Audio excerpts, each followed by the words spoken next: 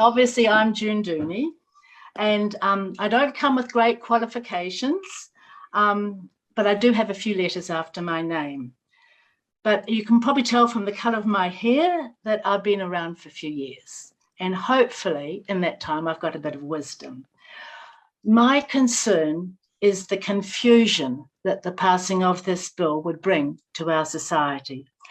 And for me, it's a little bit like the boy who had on the back of his T-shirt the letters B-A-I-K. And when he was asked, what does B-A-I-K stand for? He said, boy, am I confused. Well, you don't spell confused with a K. He says, that just shows you how confused I am.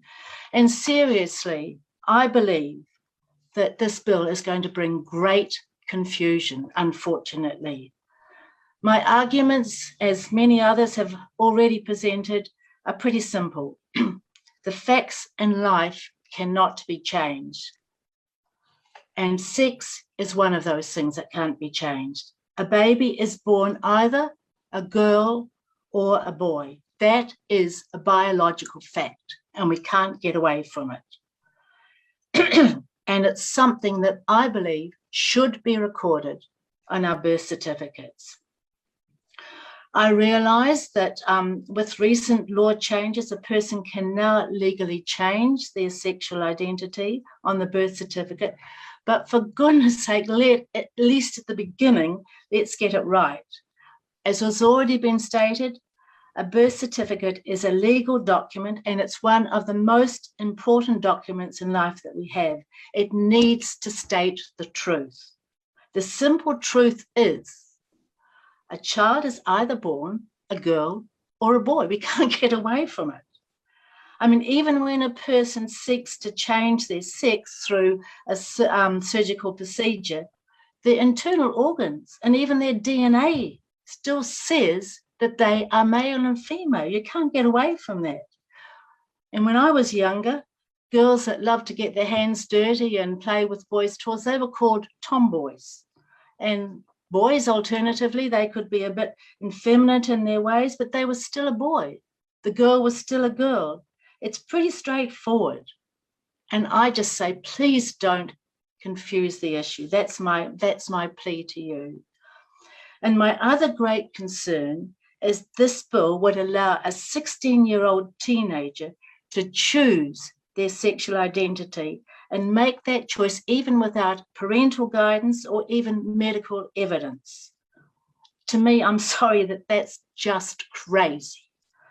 A teenager hardly knows who she is or who he is without making such an important decision. And I just plead with you, please, please do not pass this bill.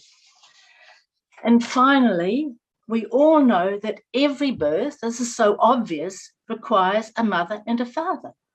Therefore, why introduce the term parent? I mean, I appreciate that with artificial insemination, the father can't always be identified. But why on earth to introduce a generic term parent? It's neither necessary or helpful. Only one mother and the sperm of a male gave birth to that child. And for the sake of historical truth, we need to be identified just exactly who we are. The truth is the truth. We can't get away from it. So to just introduce this is only going to cause confusion. I'm not against, if somebody wants to later on change their sex, that's fine. But they were born a boy, they were born a girl, and you cannot get away from that fact. And to not put that on our birth certificate is absolutely, in my book, crazy. So not only does the birth certificate identify our sex, but it's also showing our nationality and our heritage, in accordance with our own Department of Internal Affairs information, as well as the UN Convention of the Rights of the Child. This information must be registered at the time of birth. Please, please keep it that way. And for me, it's very simple. The facts just speak for themselves. A birth certificate should be an accurate and true record to state the facts that really are. So I therefore urge you to think very carefully of the long-term consequences and confusion that this bill would bring.